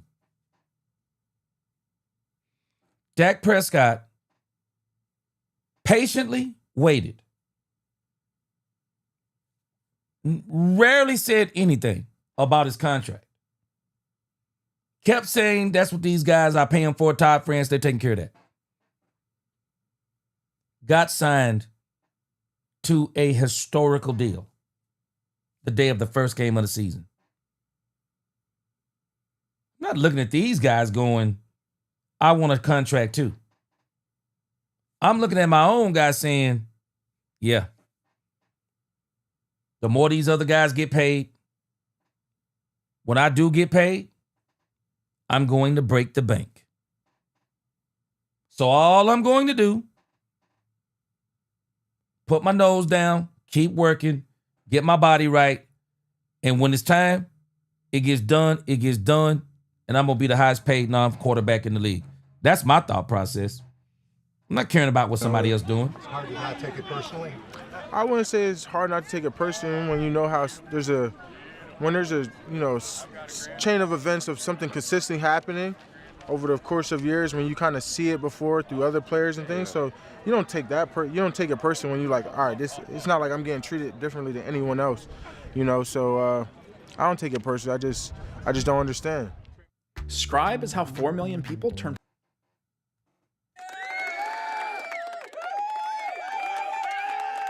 Manufactured drama. Coyote, you said it right. Just manufactured drama. It's really bro, you gonna get paid. I wouldn't even sweat this stuff. You're going to get paid, man. You're going to get paid. You're going to be the highest paid non-quarterback in this league. Don't even worry about it. Jared Thomas, he said, an Eagles fan literally said on YouTube that Hurts having many turnovers in training camp shows why he's a better player than Dak Prescott. He says that you become a champ by having bad moments first. Well, okay. Well, I guess that means the Cowboys are going to the Super Bowl, Jared Thomas, because Dak Prescott threw his first interception training camp yesterday. Appreciate that super chat. Micah Hewitt, appreciate that $5 super chat. Yes, sir. Yeah, Micah Hewitt. This is all drama. Michael Parsons is about to get paid, man. I don't even know why Michael worried about this stuff. Michael about to get paid, man. Michael about to get paid. Just be patient. Be patient. He gonna get paid. Daggy Lib, he said, come on, y'all guys. He said, guys, y'all know the Diggs is lying when he knew he was gonna lose money if he didn't show up to camp. Man, Daggy Lib, I'm tripping though, man.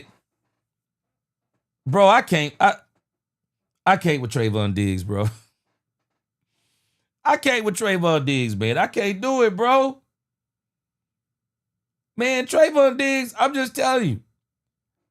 Trayvon Diggs is one of them dudes. I would want to separate him and Michael Parsons because I can't do it, bro. I can't do it, man. I can't. This dude Diggs, I can't, man.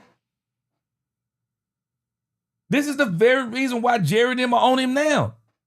I can't with this dude, man. That's all I can tell you on Diggs, man. Diggs acted all surprised. I can't, man. All right, let's get to this thing with George Pickens. I'm going to read a couple comments and we're going to get to George Pickens. Reality Cowboy said, Michael light in the butt, bro. Terrible against the run. That's why we can't move on in the playoffs. Relax. He said, I want hoes traded, upgrade this team. Hold on a second. He says, team, not one man. Straight up, I agree with you, Reality Cowboy. And I'm telling us, man, whether we like it or not, the Cowboys have actually put themselves in a position that if this was to go into uncharted territory, I think the Cowboys are ready to go there. D for Prayer said, wouldn't be surprised if Diggs' house is on the market soon. Straight up, man. Straight up, I can't with this dude, man. I can't with this dude. Reality Cowboy said, KC don't have a dominant pass rusher. 3 Super Bowls. Woo. Just Chris Jones. How are they winning? Being great in all positions, not one. Straight up. Our way not working. Trade Michael for pieces. Whoa. Reality Cowboy. That's reality right there. That's reality. Freddie says, this is where Michael lacks some manhood. You don't bring others into your problems. He sounded real petty. Man, straight up, bro. Not finna have no grown man. Come on, man. Sound like some old street stuff. Ain't no grown man talking for me. Reality Cowboy, Jerry Piss, bro. Anything? Hey, I'm telling us, Michael is not taking responsibility for this issue, but I think Jerry's a little bit perturbed that they had a deal. They had a deal, and and then the agent got involved. Again, shame on Jerry for trying to do it, but shame on Micah for making him thinking it, making him think it. Troy Dudley said, "Football's a team game. You're only as good as your weakest link. Teams will find it quick." Yep, I'm with you. Dangle said, "Gee, my dog, you know the Diggs is live." Him said, "Everybody feels his bullcrap." Boy, let me tell you, this is, boy, you can't make this stuff up, man. Boy, this is so funny to me. Boy, Reality Cowboy said, yeah, name me the dominant pass rush on those teams. Reality, bro. And I'm telling us, the Cowboys have put themselves in a position. I've already said it. You don't replace Michael Parsons with one player. The only way you can replace Michael Parsons is with multiple players. Well, the Cowboys have got enough pass rushers that if this went into that type of territory, they could do it. Derek Grizzly said, gee, Trayvon Diggs is stamping his ticket out of here. He needs to be focused on Diggs straight up. Boy, he needs to be focused on Diggs. Man, this interview right here would have made me not want Diggs. Coyote, I'm with you. Diggs not the best guy to use to represent you. He has his own battles. Man, straight up, bro. Straight up. Tony Simmons said, Trevor better, what's up, Tony Simmons? He said, Trayvon better be working on rehabbing and tackling because teams are going to run against us until we fix it straight up. And Brian Broaddus says 60% of our runs were on the outside. And I'm telling you, and if there's a side I'm running on, it's Trayvon Diggs. That dude couldn't tackle to save his life last year when he was healthy. Dang Lim said, real Cowboy fans know that the Jones boys are going to drag this Micah thing out to its fullest. Straight up. And then Dang Lim, I think they would have signed him early if they could have got the deal that him and Jerry put together. Goes to Mike McCarthy. Steve Spagnuolo, one of the best, straight up, one of the best defensive coordinators in the league for a while now. And he's that defensive coordinator.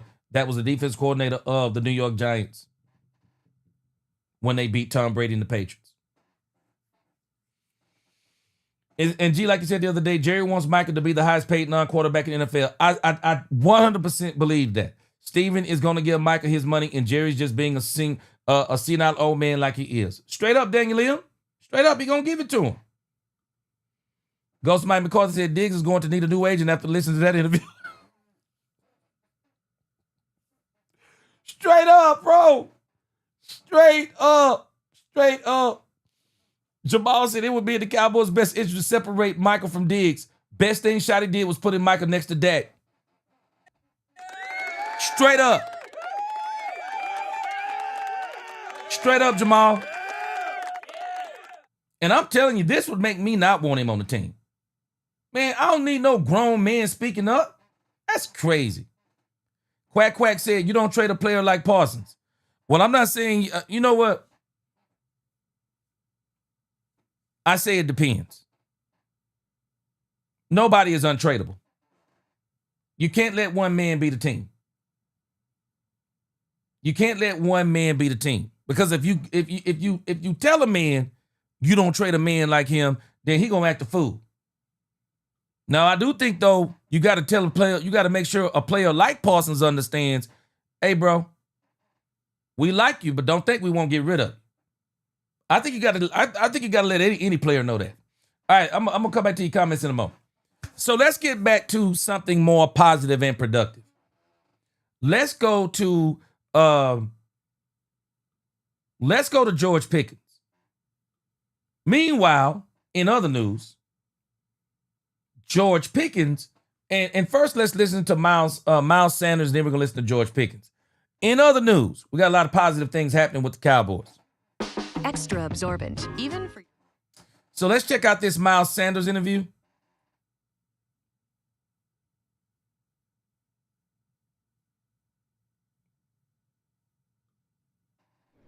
Miles, just talk about your first training camp practice with the Cowboys and how it feels having that uniform. Feels a little weird, y'all. I ain't gonna lie, not gonna lie, but it's a blessing. I'm just blessed to be in this league for my 7th year as a running back. That's all I'm doing. I'm taking it one day at a time and gonna see how this goes. Are you embracing the culture here with the Dallas Cowboys? Absolutely. Even being on the other side, like I said, I'm just getting used to it. As I said, just taking it one day at a time. How would you just describe the energy that Coach Shotty brings to practice and just what are some of the early things you want to see here at camp? Yeah, his energy is amazing. I'm not going to lie. Stand-up guy, thorough dude, too. One of those coaches that you can just go up and have any type of conversation with. You don't hesitate to talk to him because, you know, a lot of places you hesitate to talk to the head coach. You don't know, you know what I'm saying? So, but Scotty's a real, players first coach. And, you know, it's the way we practice is the way his energy is. He just wants energy all throughout the practice and everybody running around. So we're not out there too long, so just wants to get that work in. What is transparency with the running back room situation, competition, running back? Yeah. I mean, it is what it is right now. Like I said, I'm gonna say it again. I'm just blessed to be in this league, 7th year, be able to compete for a spot, and just gonna see how it goes one day at a time. You've been in the running back room so diverse because you got some veterans like yourself and Devontae, and you got some rookies. Yeah, the running back room I was in last year was pretty diverse. You know, adding Jonathan in there and having, we had Penny in there too. Chuba, of course, and me, myself. So, and Raheem. So all type of different backs. I think it was probably more diverse last year than this year, but second year in a row being the oldest guy in the room, which is new. I'm getting used to too. So, but just embracing it all. When family and friends heard you were coming to the Cowboys, I'm live. Say it again. When family and friends heard you were coming to the Cowboys, what was their reaction? They were actually more excited than me. I don't know. It was a lot of emotions. It was just like, all right, if this is how it's gonna be, it's gonna have to be. So it's all right. How did this practice physically compare to other practices you've been I mean, everybody's pretty much practicing the same way throughout the league with the new rules and stuff. So everybody's out there for about 1 hour and 40, maybe 2 hours. We're not out there too long, and we're getting straight to it. 14 periods went by so fast, I feel like, but. In previous years, like my rookie year, 2019, before COVID, with all the rules and stuff, it was Doug Peterson's practice was a little longer, So, but like I said, I think everybody's practicing the same way with the new rules, so it's pretty cool. That's it's the first day of camp. Everybody's kind of hyped up and excited. There's a lot of energy being expelled out there. Can you keep that up throughout the entire camp, and you kind of expect it to that's what makes a great and I guess an eye team. You got to keep that energy up. It was good today, but you got to be better and do the same thing tomorrow. Or be better than yesterday. So that's the motto. That's the standard. It's just being better than the day before and keeping one day at a time.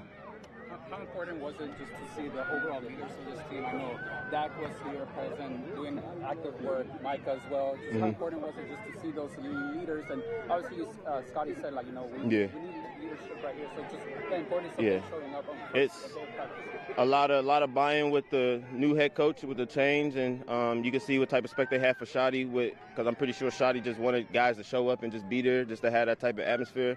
And with Dak being there, CD, Micah, all the guys, even Trey, it shows a lot that's showing that this year is a big year. So it's a lot to prove this year throughout everybody, not just one person.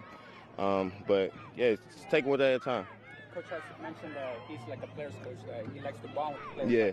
Have you felt that, like that atmosphere? He has a brotherhood within the... Yeah, for sure. Like I said that earlier, he's a player's first coach and guy that you could just go up to and talk to about anything. And when he texts you separately, he doesn't even talk about football. He's just asking how you doing and stuff like that. He texted me a couple times on the off season, which I'm not really used to from a head coach standpoint. But just him just reaching out meant a lot, Does it feel different, besides having, instead of a work relationship, so more like a friend relationship?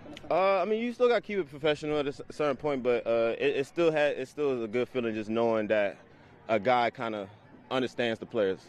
That's a good feeling. We saw a lot of explosive running plays today. How promising is that for you to see? Well, every day we just gotta. Oh wow, I'm sorry, I got distracted. But yeah, every day we just gotta try to create as much explosive plays. That's how you win games. As many explosive plays as you can. Especially with a defense like this, a talented defense like this. So. How Gen X are getting their teenage bodies back. Yeah, I like that from Miles Sanders, man. I like that from Miles Sanders. Miles Sanders, man, this may be like this might be like a huge turnaround season for Miles Sanders. I mean, I'm really pulling for Phil Maffa, but I'm telling you, man, Miles Sanders, he's been looking pretty good. I want to see what happens when they get them pads on, though. All right, let's go over here to George Pickens. Let's check this out. News. What's up? First day of practice out here in sunny Southern California. Your thoughts on this first day? I think it was a great day. Honestly, just guys working. Like you said, first day. So us getting our legs back under us. It's a great day of work. We talk a lot about you and CD and Dak and this offense. What do you think this offense could be? I think it could be great. Kind of like I said, today is first day, but as long as we keep working and the camaraderie, I feel like there's no choice but to be great. Yeah. DLLS Cowboys. Can you talk about your seemingly fast relationship with Dak and CD? Dak talked about you got bonded on the trip and how you're intentional about knowing his background. Just talk about that relationship. Just kind of the same personality. As we play ball, we all kind of under the same umbrella. So just going when we kind of worked out over the offseason, getting to know the guys, I kind of connected with them a lot. And more than just Dak and CD, a lot of the receivers and a lot of the tight ends as well. You made a point to, quote-unquote, put your best foot forward. I mean, Dak said, whatever we see, whatever they Pittsburgh, I don't delete all that because I like what we got here. Oh, yeah, definitely. It's kind of a breath of fresh air. Like he said, out here practicing in Cali, it's way, you know, different. It's for sure. And then the guys, the camaraderie here is a little different as well. John? John Machado with The Athletic. Where do you think the on-field rapport with Dak is between you two right now? And how long do you think it'll take to get to where you want it to be? I think it's great. I feel like I said, first day. So everybody's just getting used to a defense as well. But I feel like me, him, and CD and Jalen Tolbert could have a great rapport just as long as we keep working. Yeah. I'm telling us, I am not going to be shocked. Jalen Tolbert, monster season. Jalen Tolbert is going to have a monster season at the 3. Watch what I tell you. Monster season. Has anybody noticed? Brian Schottenheimer is always talking about how Tolbert, steady progression, always working. Dak said, always ready to catch when he calls to who wants to catch. Jalen Tolbert. George Pickens has put everything in order for the Cowboys. Jalen Tolbert is going to be at the 3 after playing some of the 1 last year and the 2. This dude is going to ball out this year at 3. Having CeeDee Lamb, George Pickens, and Tolbert as your 3 receivers, man, let me tell you something. That is nothing to sniff at. And then when you're going to throw Kevontae Turpin in there, sometimes working the 4th receiver, coming out of the backfield, because it seems like to me, what Brian Schottenheimer is trying to do, how do I get all these guys on the field at the same time? I don't think he wants Turpin to be the 3, and I think that would be a mistake. Turpin to me isn't a pure wide receiver. He's a talented guy who can catch and run the ball, but he's not really a wide receiver. You just want to get him the ball in space and let him do what he do. That's really what you want to do with Turpin. How do you take advantage of his speed? We saw last year where they tried to turn him into a pure wide receiver, and I just don't think he's ready for some of that. But I'm telling this, Tolbert is going to be an absolute monster. On top of the fact that George Pickens, I'm telling you, you're going to probably see some games where George Pickens is going to have more yards and more touchdowns than CeeDee Lamb, I believe. Yeah. Hey, George, Patrick with DallasCowboys.com. Eventually, you'll take the field, and looking across from you, you will see Trayvon Diggs. Can you just talk about the dynamic of iron sharpens iron and what that'll do for both of you guys as the season goes on? Oh, great. That'd be great when, whenever Trey gets healthy, which is what I'm pushing for now, just hoping he gets healthy and then comes back. But that'd be great. Like you said, iron sharpens iron. Nah, bro, who we need to be across from is DeRon Bland. Hey, let's stop sleeping on DeRon Bland, man. We ain't worried about, man, let's stop worrying about Trayvon Diggs. Until Trayvon Diggs get on the field, let's stop worrying about Trayvon Diggs. Let's not worry about Micah Parsons until Micah Parsons gets his deal done. And Trayvon Diggs, I don't think Trayvon Diggs needs to come back early. He's pushing to come back early. I don't think he should, but hey, it's him, it's his body, and hopefully he comes back healthy and he contributes to the team, even though, like I said before, short of him getting 10 interceptions and 10 touchdown returns, he's not going to be with the Cowboys next year anyway. But DeRon Bland can really help sharpen him up too. Who's to say that Kyrie Elam can't sharpen him up? Shoot, Kyrie Elam got something to prove. Man, it's going to be some good. When these pads get on, we're going to see what's up with the defense. Joe Hoyt, Dallas Morning News. Schottenheimer kind of indicated that CeeDee Lamb has kind of gone out of his way also to make you feel welcome and to kind of build something with you guys. How has he gone out of his way to kind of build that connection with you and make you feel welcome? I feel like, CeeDee's always kind of been that type of guy. You just got to get to know people. So I wouldn't really say like going out of his way. Thank you. Kind of Dak too, you know what I mean? Just kind of knowing the guys. When you know them personally, then the connection changes. What was your favorite moment from Yeah, CeeDee Lamb is actually not, I don't think he's necessarily going out of his way. They already had a relationship. They'd already worked out together when he was at Pittsburgh. And I think the thing is that CeeDee Lamb, not only does he see the benefit of George Pickens, I think he likes him. And CeeDee Lamb's a good guy. I don't think he has to go out of his way to do anything. But I think from the leadership perspective, it's very big of him to do what he's doing. The retreat with Dak Prescott's annual retreat. I'll probably say on the boat, that's, connecting with the guys is the best thing. And I feel like for me, a lot of other guys, we did ski shooting, we did a lot of stuff, but the boat for me was amazing.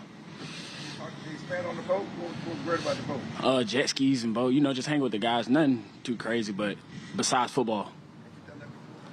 By myself, yeah, but not with the guys. Sam Gannon, Fox Sports Dallas. How would you describe Brian Schottenheimer and just the energy that he's brought and just what his vibe has been like for you? It's been great. He's probably one of the best coaches I've ever had around. Definitely, besides like Kirby Smart and a lot of other legend coaches that I played for. But his energy, like you said, his energy is like one of one. And you can't really, that's got to be in somebody. You can't really make that. Like, sports-related activities and just different things that he's done with yeah. guys. Has that stood out to you as something that's been a little bit different from your experience? Literally, yeah. He's competitive. Like I said, that has to be like in you because he's a coach. He's not playing. So he's just as competitive as we are. So, yeah, he's a great guy. John. George, you mentioned that you guys connected kind of on the trips and throughout your time here. But what exactly did you connect over? Was it... was there anything specific that you remember that kind of bonded y'all a little bit? Not really, because it's my first year here, so I'm still kind of getting the minutia of, hey, how you doing and stuff like that. But like I just said, like outside of football, that's pretty much what it was. And anytime we get stuff like outside of football, it's great to connect with guys, going to dinner, stuff like that. So yeah. Mike. Michael Coleman, KLTV East Texas. Two-parter here. How do you see what your responsibility is with this offense? Yeah. And you think about that, what is your responsibility overall? Me personally, making plays, I'm pretty sure as far as the Dallas Cowboys, they want me to make plays as well. So right now, that's my responsibility. And everybody else has a different responsibility. For me right now, is just making plays. How much did you feel like you needed a fresh start? Because a lot of people didn't really know you until you got here. Yeah. I think I needed a fresh start just in terms of, like you said, people not knowing me. I think that's the whole thing about it. Like, if you don't know somebody, kind of like what I was just telling him, like, if you get to know CD, then he's not really going out of his way. He's always been this way. See what I mean? But you guys, you never really met him. I like that point. I definitely think it's a refreshing for me, yeah. Persona, you're a feisty guy, and people might take that and say that's who you are. Was that kind of... Yeah, that's kind of crazy because it's talking about like football clips. It's nothing personal. And it's kind of crazy that people don't realize that, and they're like 35, 45, and they still don't realize it. But like I said, once you get to actually know someone, like if I actually knew you guys personally, I bet it'll be a little different than your job. Personality, on-field, off-field, do you think? Yeah, I definitely don't want to go on the field and try to be a princess or anything. I'm definitely going to try to play football. You see what I mean? So, yeah, and then off the field, I'm definitely a different person. I can't be a football player all the time. Go. When did you feel that fresh start really feel like it hit you? I'd probably say when I got to Dallas, my first day in Dallas when I met everybody, that was probably when I really knew it was a fresh start. Honestly, yeah. What really sparked that? Jerry, honestly, when I met Jerry, the type of person he was, that's what really changed me. You know what I mean? Because, like I said, you have to get to know someone. You have your own thoughts or whatever you want to think, but if you don't know them, you can't really run with those thoughts. So when I met... Yeah, this is the same Jerry that everybody hate. This is the same Jerry everybody's hating on. Yeah. Let me tell you something. Jerry different when you meet him. Jerry's different when you meet him. Jerry loves his players. Jerry loves people, and that's the part people don't understand. I've never met him personally, but it just seems like everything I've heard about Jerry Jones. Once you meet him, you think different. You think different. And so I bet you nobody, again, he's talking about it, man. Jerry Jones, Jerry Jones, I bet made him feel welcome than probably anybody's made him feel. Man, Jerry, a different type of dude. And Micah know what kind of dude Jerry is. Micah just frustrated he don't have that contract. Shoot, man, let me tell you something. I would love to play for Jerry Jones. And I bet you there's a lot of players that would love to play for Jerry Jones. I don't care what anyone says. I promise you they want to play for this franchise. Any player that would have ever been given a chance. Cam Newton said that if he could do it all over again, where would he want to come? Dallas. It's different. It's different winning in Dallas. It's different everything in Dallas. When you succeed in Dallas, your career is made. Your career is made. And that's why I said earlier, y'all don't be fooled by Micah Parsons and Trayvon Diggs or anybody else. Micah Parsons is not Micah Parsons without Dallas. Nobody would care about his podcast. Nobody would care about his contract. Nobody would care other than his family and his team. But everything the Cowboys, and the Cowboys have done such a good job, it's amazing. This is the only national news that they can talk about for the most part. Meanwhile, the Cowboys are building something special. Met Jerry, and he was a great person. That really changed everything for me, yeah. Say it again, George Pickens. Jerry Jones, great person. Clarence? You talk about a lot of people typecast you as a contested catch guy, down the field guy. You talk about your route tree and everything you can do. Are you excited to expand that and do more than just be a deep ball guy? Yeah, I'm definitely excited to run better plays for sure, yeah. Yeah, it looked like yesterday, even looking at training camp, the Cowboys have expanded what George Pickens is actually going to be able to do. I saw where they're lining up him and CD on the same side. Voch Lombardi reported that 90% of everything he saw was motion. So this was the stuff that Brian Schottenheimer helped Mike McCarthy implement in 2023. The Cowboys are not just going to line up George Pickens generically like Mike McCarthy probably would have, just line him up in front of a cornerback. No, you're going to have him moving around and all kinds of things. So, yeah, George Pickens, he's going to be a lot more versatile than we probably ever saw him with the Pittsburgh Steelers, than we ever saw him. Do you feel like you and CD can be one of the top wide receiver duos in the NFL? Oh, yeah, for sure. Why? Just different type of styles of play. Yep. Like a lot of people over the years got different type of styles of play, but CD's a certain type of guy, then I'm a certain type of guy. So when you mesh that together, perfectly it's like complement Mario each other. Bros. You see what I mean? So like we definitely could do something special. Yeah.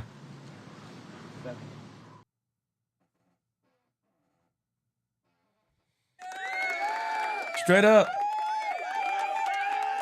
Straight up. I actually wish we were focusing more just on the football stuff. This stuff with the Cowboys are building is incredible. Really is. Just incredible what they're doing. It is. It's incredible. Hold on a second. My man Pure Gamer, boy, Pure Gamer said, man, he throwing haymakers at the Steelers. Straight up. Straight up, boy, you throwing haymakers at the Steelers, man. Straight up. He is proving them wrong on every turn. Every turn, he is proving them wrong. Katharina Kiss, what's going on? Daniel M., he said George Pickens is talking his talk. Yup. And the thing that I truly love, watch this. They're not letting all this stuff affect them that's going on. They're not letting all this stuff affect them. George Pickens straight up said, Jerry Jones, first one to truly make him feel welcome. Meeting Jerry Jones, the kind of person Jerry Jones is. I got a strange feeling that George Pickens is going to be here for the next 3 to 4 years. Cowboys going to sign this dude. Pure Gaming said, better coach, better plays. It's only training camp, GP.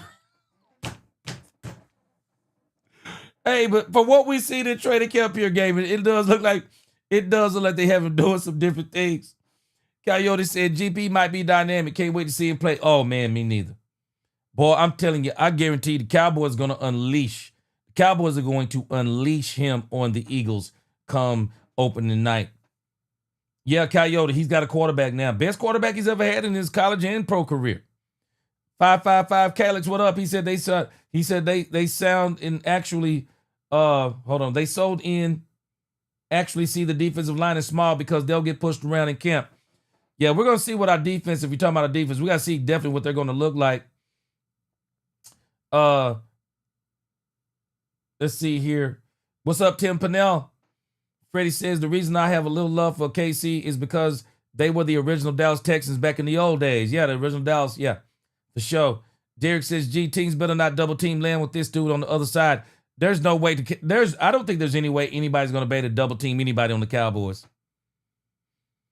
All that single high safety stuff, it's out of here, bro. It's out of here. Mike McCain, what up? He said George Pickens is actually speaking facts because these factually that good. Yeah, Steelers are going to wish they didn't. Boy, they crazy. They crazy for letting this dude go. I don't even understand it. Dang Lim said, gee, I think they're on to something, though. I know that we have to see this on the field, but Shotty has the right mindset, and he's getting into the players' faces if they do something wrong. And not only that, he's getting into their heart.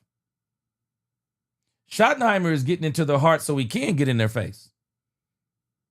Schottenheimer is building relationships because he is saying something that this is what's going to get us over the hump. Freddie said Jerry giving Pickens the Charles Haley treatment. Straight up. Yep, he is. And the reason why I think he's giving him that kind of treatment is because I think he believes that George Pickens is that type of piece. And I think Jerry is going to go after making sure that George Pickens is signed to a new deal with the Cowboys. I really do. Yeah, I think he's going to do that. So I'll tell you what I'm going to do, guys. This is just my lunchtime show. I'm going to be back today around 4 o'clock. I'm going to take a break real quick. And then we're going to be back from 4 to 5:30. Y'all know it's Wednesday. I got Bible study. So I'm going to come back today around 4. And I'm going to go from about 4 to 5:45. And we're going to cover some more news. I'm pretty sure there's some other stuff coming down the pipe about the Cowboys. But we are going to get to this story on OSA, the Broaddus recap, Adam Schefter, and we'll probably see some stuff from today's training camp also. Some stuff, some things that are coming down from some of the beat writers and some things on it. But again, I appreciate y'all for the lunchtime show. We're going to be back around 4 o'clock. We're going to be going twice a day all this week for the rest of this week because of training camp. And we're going to keep rocking this thing. But I appreciate y'all rocking with me. Y'all, I'm going to take a break. I'll be back again around 4:30. Y'all hit that notification bell, hit that like button on the way out. Until the next time, let's talk Cowboys, where we talk facts. I'll see you again today. Peace.